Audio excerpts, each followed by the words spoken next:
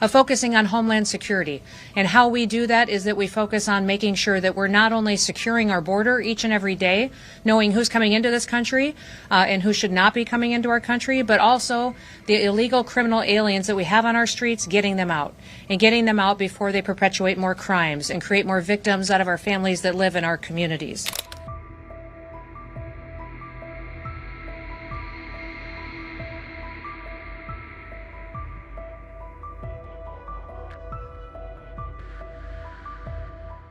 The U.S. is expanding how fast it can deport illegal immigrants, not just to their home, but to third countries under a new ICE memo. A memo from Acting ICE Director Todd Lyons allows deportation to third countries with just 6 hours notice in emergencies.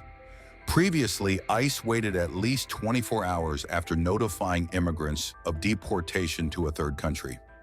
Now, in urgent situations, ICE can act much faster if the immigrant has had a chance to speak with an attorney. Immigrants can be sent to countries that vow not to persecute or torture them.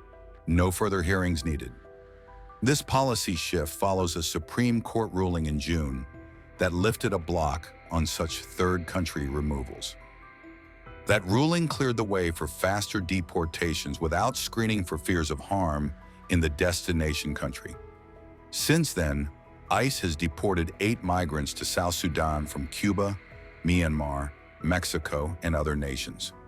The Trump administration is now urging African countries to accept deportees from elsewhere. Liberia, Senegal, Gabon, Mauritania, and Guinea-Bissau were reportedly asked to receive third country deportees. While such deportations aren't new, the memo suggests they may now become more frequent and rapid.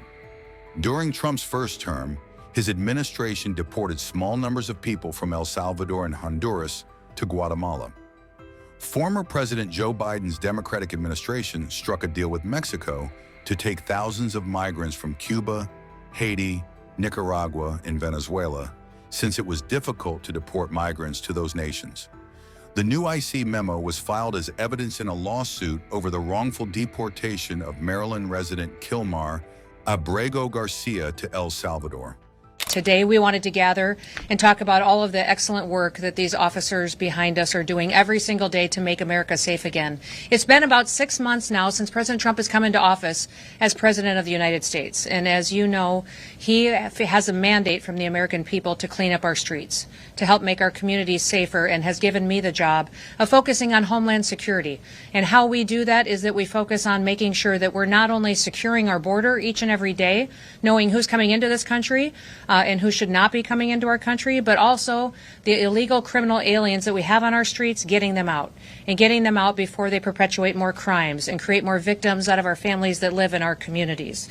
Today, I wanted to focus on some of the work that's being done here in Florida, specifically in Tampa by these officers behind me. And I wanted to call on all the American people to support our law enforcement officers. What we're seeing across the country is unspeakable as far as the increase in violence against those who are upholding the rule of law. Listen, under President Trump's administration, there is no more winners and losers. There is the rule of law, and the law is applied equally to everybody. Every single individual in this country will be treated fairly, and we will uphold our law because that is what the American people asked for. We have, since President Trump has been in office, arrested over 286,000 illegal aliens. We have also recognized that 70% of those individuals have had criminal charges convicted. They were convicted of them, or they have them pending against them. By far, we have focused overwhelmingly day after day after day on bringing in the worst of the worst and getting them off of our streets.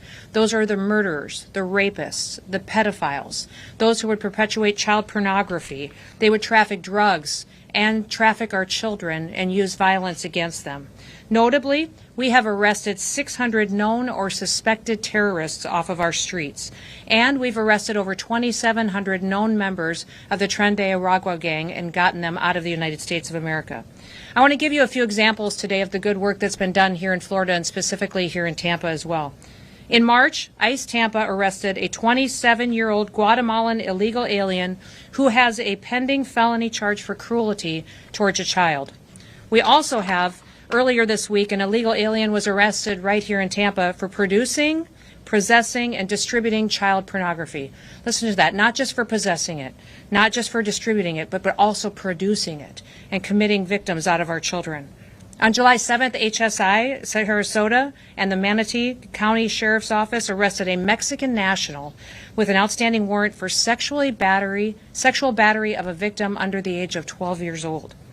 HSI Tampa also arrested a 24-year-old citizen of Qatar who has an Interpol red notice against him for child rape in his home country.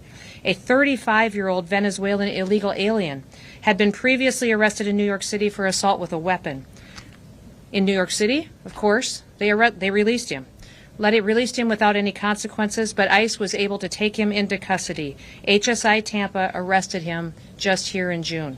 We are bringing these individuals to bear for the consequences of the crimes that they have committed. Specifically, those that I addressed today are against our children and shows truly the deranged monsters that they are. This is what President Trump has committed to the American people. What I've committed to the American people as the Secretary of Homeland Security is that we will continue to go after these that would commit crimes and violence against our citizens. We'll get them off of our streets, and we'll do it as fast as possible so that families can sleep safely in their beds at night. We also recognize that child sex crimes are truly the worst crimes perpetuated by the worst and most evil individuals. These depraved monsters are on America's streets today. There are more of them, and they're out in our neighborhoods, and we will find them, and we will bring them to justice. Now, in front of me, you also see a table filled with paraphernalia, with drugs, with guns that were brought in and confiscated by these outstanding officers behind me and many others. We have 25 kilograms of cocaine, several firearms that were seized by our heroic DHS law enforcement officers over the last 2 weeks here in Florida. Yet, thanks to the courage of our ICE and HSI officers, these drugs will never be able to poison our families. They'll never be on the streets of our communities again, and these firearms will never be used to hurt an innocent citizen. They'll never be used to cause a parent to lose a child, or a father to lose a daughter, for a wife or a spouse to lose each other, or for a grandfather to never grow up never knowing their daughter or their granddaughter. Thanks to the courage of all these individuals, we know that the rioters won't win, that the criminal thugs that are out there attacking individuals that are trying to uphold the law are not going to win, and that open border politicians who are trying to defend those evil individuals by obstructing ICE's mission will not be successful. We will be stronger than they are. We will be bolder than they are. We will enforce the law, and we will bring justice to the United States of America. Those individuals that perpetuate these crimes and those who help them and facilitate it, and these elected officials, what they're doing is they're attacking, they're doxing, and they're trying to intimidate our brave law enforcement who put their lives on the line every single day to help keep us safe. ICE officers have faced again a 700% increase in violence against them and their families in the last 6 months. But what I will tell you is we continuously, every day, continue to see citizens from across this country sign up and want to be an ICE officer. We have people volunteering every day from other agencies to have their backs, to go out on the streets with them and to operate with them. And we are continuing to recruit good men and women of this country who love our freedom, who love our liberty, who want safety on their streets to come join us. We want you to come and help us push back on this evil rhetoric that is happening against law enforcement officers that are just out there trying to do their jobs every day. The men and women of the Department of Homeland Security are not going to quit. President Trump has given us a big job. He's given us a big job to fix what went wrong over the last several years in the United States. We had an invasion over our southern border, and the Biden administration let other countries empty out their worst of the worst into our country. Thousands of terrorists came into this country, thousands of people who are deranged individuals, murderers and rapists and child pedophiles. We have people that have come out of mental institutions that have been roaming our streets and still out there today, but we're determined to bring them in through the work that we do. I'll tell you that we will keep fighting every single day for the average American citizen who just wants to have a chance at the American dream. They just want to raise their kids and let them walk to school, go to church on a Sunday, and to enjoy their community, have a picnic, and not have to worry if there's some violent criminal ready to attack them. And now that the President's reconciliation bill, the big, beautiful bill, has passed, we also have more resources. We're going to come harder and faster and we're going to take these criminals down with even more strength than we ever have before. We have the funding to put in the training, the resources, the salary, and the support for our law enforcement officers that they've never had before. We will never apologize for protecting our nation's law enforcement. We will continue to arrest these most dangerous criminals, and we are going to continue to thank our law enforcement officers. I would call on all Americans, if you have a law enforcement officer that you know in your life, go thank them today. Go cook their family a meal. Go spend some time with them and tell them how much you support them. As loud as these haters are, we should be louder in our love and our support. Don't be silent. Get out there and do something to have their backs and step up and be one of the few that helps us save our country too. We will take our country back. Now, I will always have their back. They will have the American citizens' back, and you are all doing the Lord's work. With that, I'll take any questions that you may have for me. Secretary Noem, on Yes. the issue of Florida and Yes. issues, there's been reports of sort of water intrusion, air condition issues at Alligator Alcatraz, and some issues that have deteriorated conditions there.